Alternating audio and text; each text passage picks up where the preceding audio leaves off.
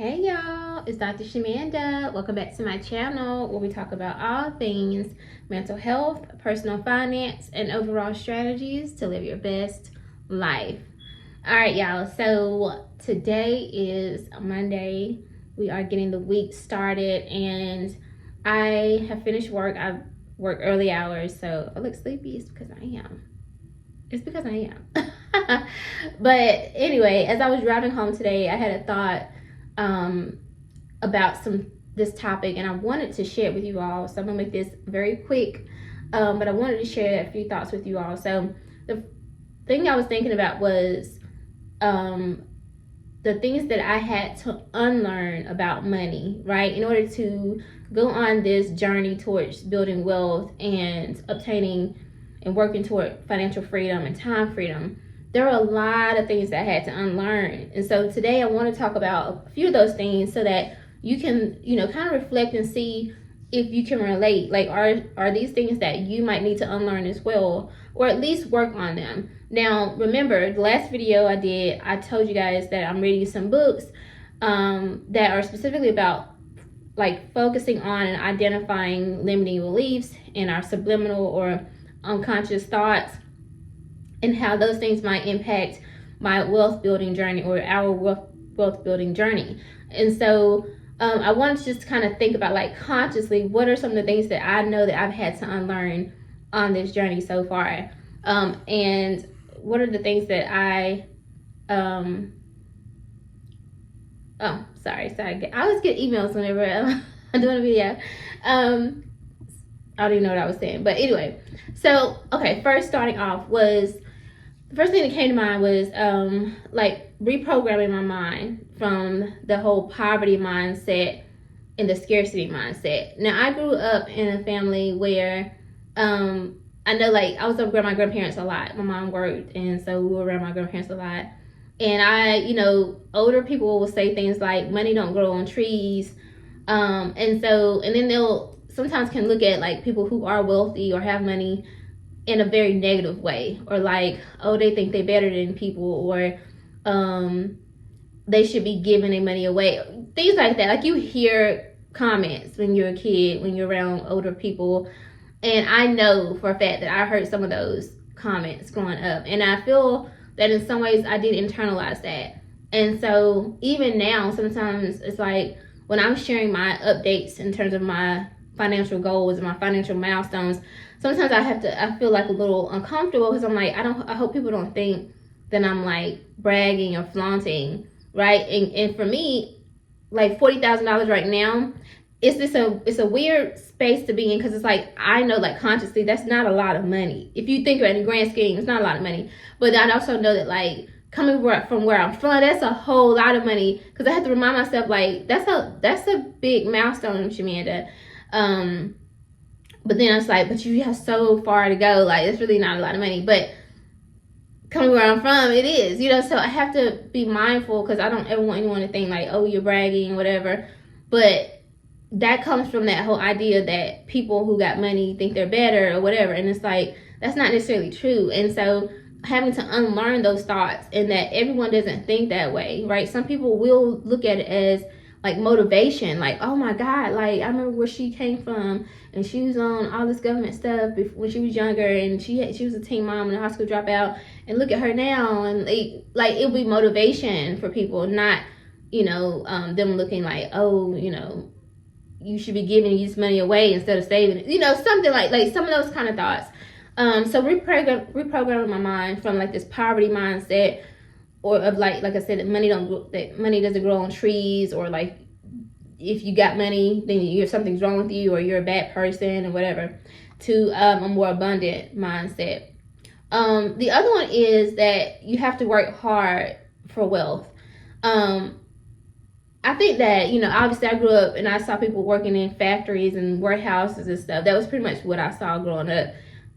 Or if you did have a good job, it was like in healthcare, but you were working these long, busy, crazy hours, pretty much slaving away. Let's be for real. Like, there's no other way to say it. And for a lot of, we still do that. A lot of us who are like in corporate America or 9 to 5s, it can feel that way still, right? And I just wanted to unlearn that though. Like I've had to unlearn that, and that there's, in the work that you do, there can be ease and flow in it, right? And I know that like in the role that I'm in now currently, I'm having to really deal with that. It feels very easy for me. You know, obviously I have an advanced degree, and I've earned credentials, and I've been in this field for a long time. So things that feels easy for me, probably somebody that's newer in the field probably would be like, oh my gosh, like this is hard. I don't think it's hard at all. And I talk to my coworkers about this stuff all the time. Like, this feels so easy.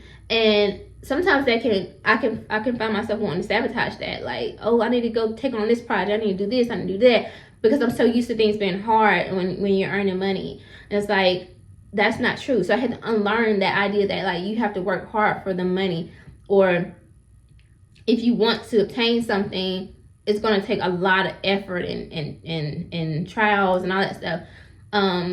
It won't always be easy, but it doesn't always have to be hard, and that's what I've had to learn. So one thing too is like learning how to work with my mind, use my skills, use my creativity, create passive streams of income. Like everything that we earn in terms of wealth doesn't always have to be like this hands-on labor work, right? It could be that you create a product and it sells itself, right? Or you just market it and it's constantly selling itself. Like for one, yes, I'm going to do this. Not shameless plug.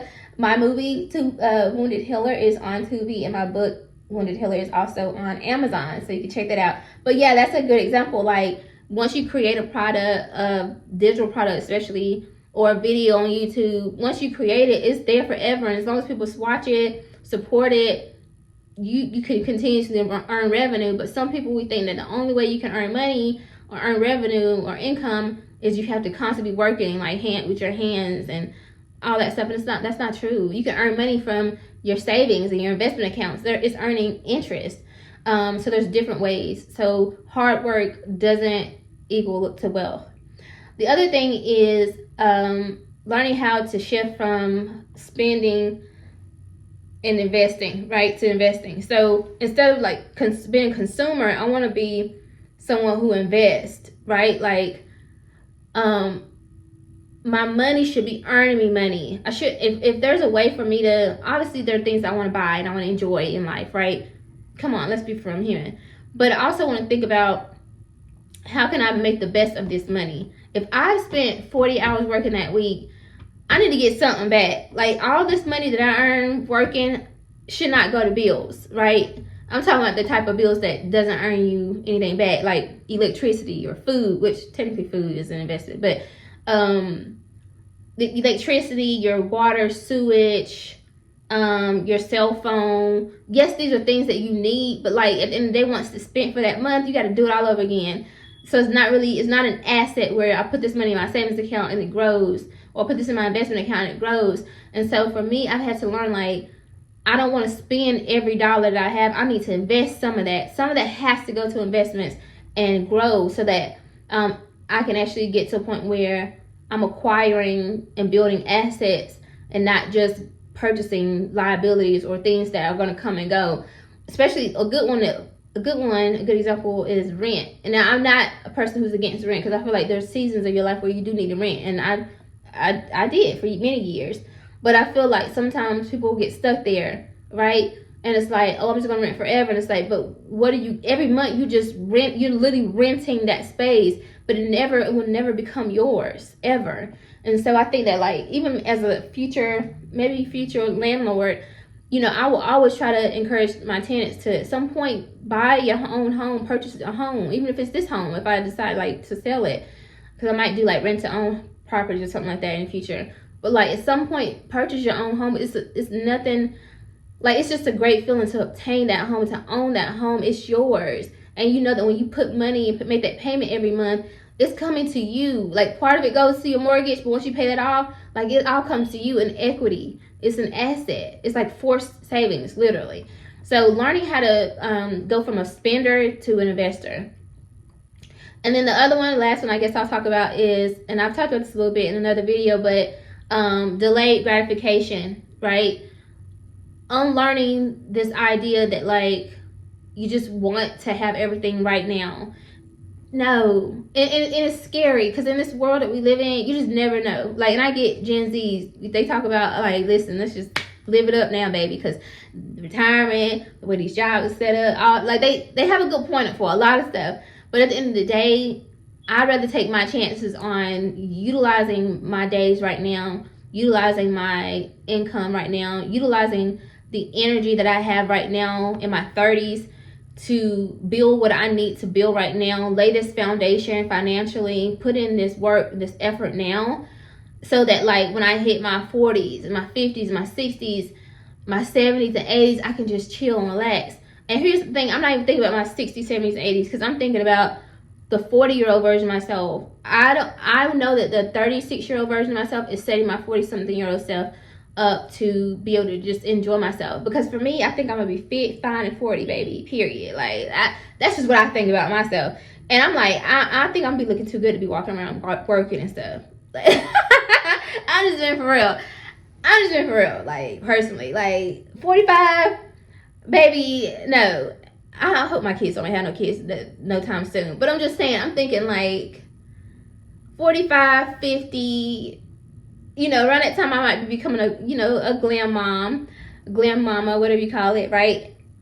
I'm not about to be clocking in nobody's job. Sorry, you forget it. Like, I just don't see it for myself. Like, In fact, I'm probably going to be like spoiling my grandbabies with my husband, flying out here and there, like just out of the country, just living it up.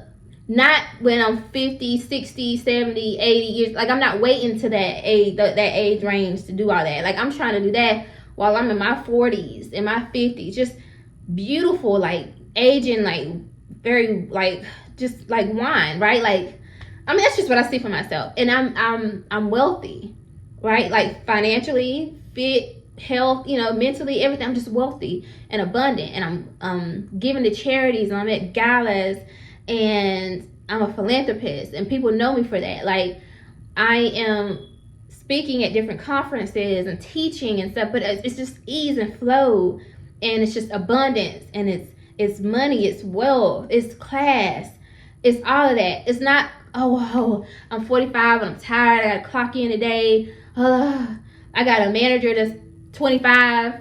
So, you know what I'm saying? Like, because you just think how the world is going now. No. So I think about that, and I'm like, okay, so how do I put myself in a position? What do I need to do right now as a 36-year-old version of myself so that when I hit 40, 45, that's not my reality, and I get to live out the reality that I just told y'all about. Delayed gratification. So no, I'm not traveling right now. Well, unless, if I save for it. And yes, I am investing. I am saving. I'm paying off debt. I am like going all in, even when I'm tired. Because like right now, I'm tired, but I'm going to make this video because I know that part of what I'm going to be doing is traveling around, but I'm also going to be teaching. I'm going to be sharing content on YouTube. I'm going to be creating movies and all this kind of stuff. Like, and this is all part of it, but you have to build the foundation. You have to put in the work. And so, it's about delayed gratification, and that will lead to that abundance, right? And so I'm excited about this. I'm excited about this next season of my life, but I also know it comes with work, and it comes with delayed gratification. So those are some things that I have had to unlearn about money to get rid of that scarcity mindset and to out of that survival mode, so that I can truly prepare myself and build a foundation for thriving and abundance and wealth and all of that good stuff, right? So there's that. What have you had to unlearn? What are you still unlearning? What are you still struggling with? Comment below. So if you like this video, like the video, comment, subscribe, share this with someone, and I'll see you guys next time. Bye.